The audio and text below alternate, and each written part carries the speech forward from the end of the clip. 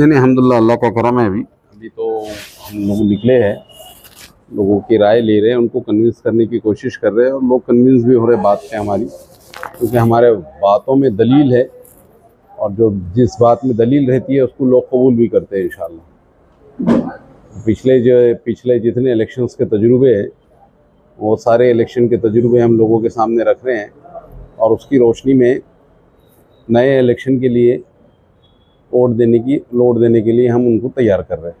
अभी शंकर तनवानी ने लड़ने से ऐलान किया है कि मैं इलेक्शन नहीं लड़ूंगा, इसको कैसे देखते हैं? मैं उनको अच्छी स्पिरिट देखता हूँ। उन्होंने अपनी कौम के लिए पिछले तजुर्बे से जो है फ़ायदा उठाया। 2014 में जो उनके अंदर तकसीम हुई थी और उसकी शक्ल में जो है यहाँ पर इम्तियाज़ जलील साहब चुन के आए थे, तो उस रोशनी को उन्होंने भापा और भाप के अपनी कौम के हक़ में जो है उन्होंने फ़ैसला किया। अब सवाल यहाँ पर मुसलमानों के लिए बहुत अहम बन जाता है कि तनवानी ने जो फ़ैसला किया उस फ़ैसले को लेके मुसलमान क्या सोचते हैं।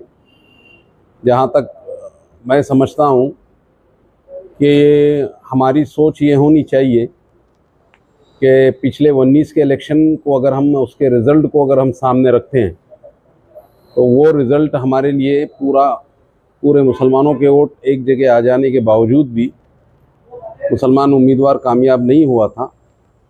आज हम ये कोशिश कर रहे हैं वंचित बहुजन आघाड़ी के टिकट लेने के बाद कि लास्ट टाइम जो 19 में जो 27,000 वोट अमित बुईगढ़ साहब को वंचित बहुजन आघाड़ी का मिला था, वही वोट जो है हम हमारे पास रखने की कोशिश कर रहे हैं कि वो 27,000, 30,000, 35,000 तक जाए और मुसलमानों के वोट एक जगह इकट्ठा एक जगह आए। तो मैं समझता हूँ कि ये जो परसेंटेज आज की डेट में आज जो मुसलमानों की तादाद है यहाँ पर 39% है और वंचित बहुजन आघाड़ी का जो वोट है वो 19% है। ये दोनों को अगर हम जमा करते हैं तो ये तकरीबन मैं समझता हूँ 58% के करीब हमारे पास वोट होता है। और जिस दो कौमों के पास जब 58% वोट एक जगह आ जाए तो फिर ये सारे लोग जो आज ये दावा कर रहे हैं कि मुझे 2014 से सबक मिला इसलिए मैंने अपना फॉर्म वापस ले लिया, तो ये पूरे लोग शिवसेना, बीजेपी, कांग्रेस, एनसीपी, मनसे, अमके ढमके जितने ये सारे लोग भी अगर एक जगह आ जाए तो फिर ये दो कौमों का मुकाबला नहीं कर सकते, क्योंकि पिछले इलेक्शन के तजुर्बे की रोशनी में हमको यही देखने को मिलता है। आपको क्या लगता है 2014 का वापस से इतिहास है? तनवानी साहब ने कहा कि 2014 की परिस्थिति मुझे लग रही है, यहाँ पर हालात जो है 2014 के जैसे लग रहे हैं और वो नहीं चाहते कि हमारी जो है कौम जो है तकसीम हो और उसका फ़ायदा मुसलमान उठाए।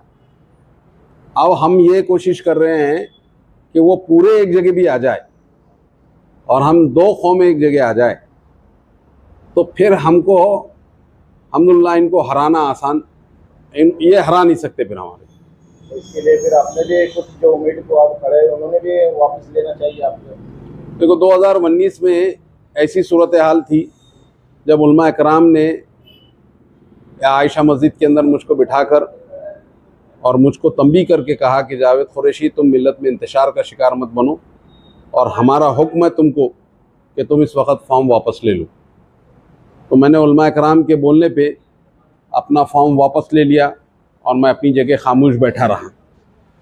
लेकिन 19 की अब 24 आ गया और 24 में वंचित बहुजन आघाड़ी ने मुझे अपनी उम्मीदवारी दी और इस भरोसे के साथ उम्मीदवारी दी कि जावेद कुरैशी आप मैदान में जाइए, वंचित बहुजन आघाड़ी का जो वोट बैंक है यहाँ पर 35-40 हज़ार का जो वोट बैंक है वो हम तुम्हारे सुपुर्द करेंगे इंशाअल्लाह, और तुम हमारी मिल्लत में जाओ, तुम्हारे कौम के अंदर जाओ और ये बोलो कि भाई हमारे पास जो है कौम का ऑलरेडी एक वोट हमारे पास मौजूद है। लिहाजा हम मुसलमानों के गुजारिश कर रहे हैं कि एक कौम का वोट हमारे पास है, अब दूसरी कौम एक जगह अगर आ जाती है तो फिर हमारे को हराना किसी के भी लिए आसान काम नहीं है। हम इंशाल्लाह आराम से जीत जाएंगे। इसकी मिसाल आप देख सकते हैं कि 2019 के अंदर वंचित बहुजन आघाड़ी का और MIM का अलायंस हुआ था और ये कामयाबी हासिल की थी। हम समझते हैं कि ये दो कौमें अगर एक जगह आ जाती है तो फिर जीत बहुत आसान हो जाती है, ख़ास तौर से औरंगाबाद के पस मंज़र में।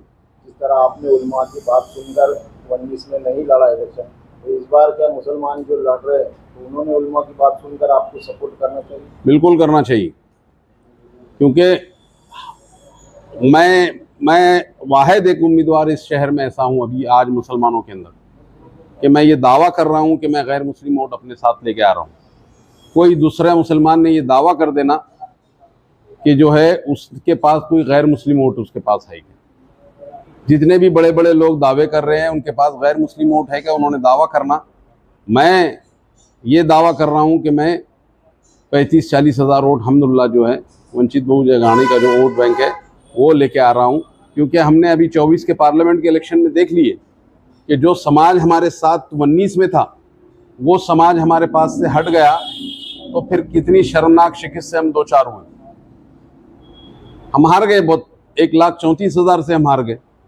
लिहाजा अब ये मौका है कि ये दो समाज फिर से एक जगह आ जाए और वो जो रिज़ल्ट 2019 में निकला था वो पार्लियामेंट का रिज़ल्ट था और अब ये इंशाअल्लाह अज़ीज़ असेंबली का रिज़ल्ट भी ये दो कौमों के साथ जुड़ा है। दो कौमें एक साथ निकल रही तो हम चुन के आ जाते। ये दावा जी बोलिए।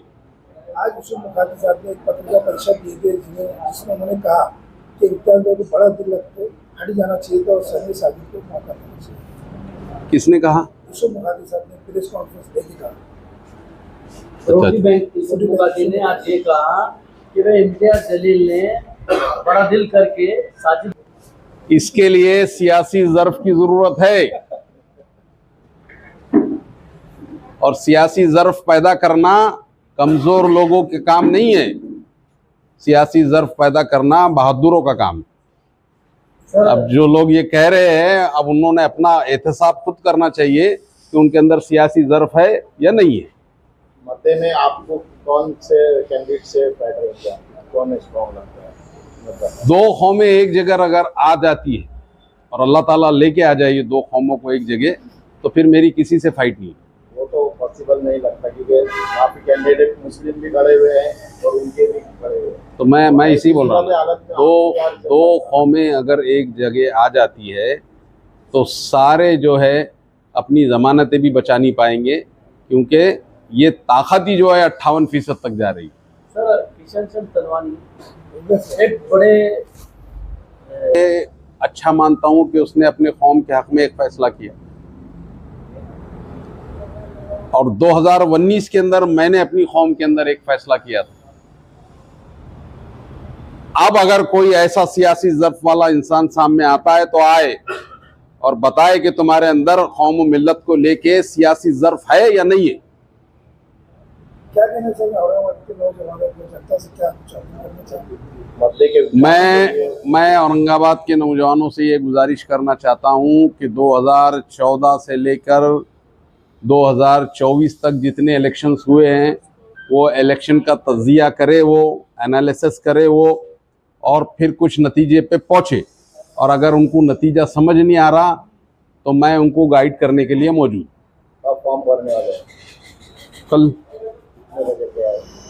सुबह और 10 बजे इंशाल्लाह। कितने बजे खुल रहा हूँ? सुबह 10 से 10 बजे तक। 10 बजे फिर हो जाएंगे, वहाँ पहुँच जाएंगे। तो आपका कुछ टाइम फिक्स है क्या? कुछ रैली वगैरह कुछ रैली वगैरह निकालेंगे या डायरेक्ट आके हम फॉर्म भर दे रहे डायरेक्ट जाके रैली वाली। सर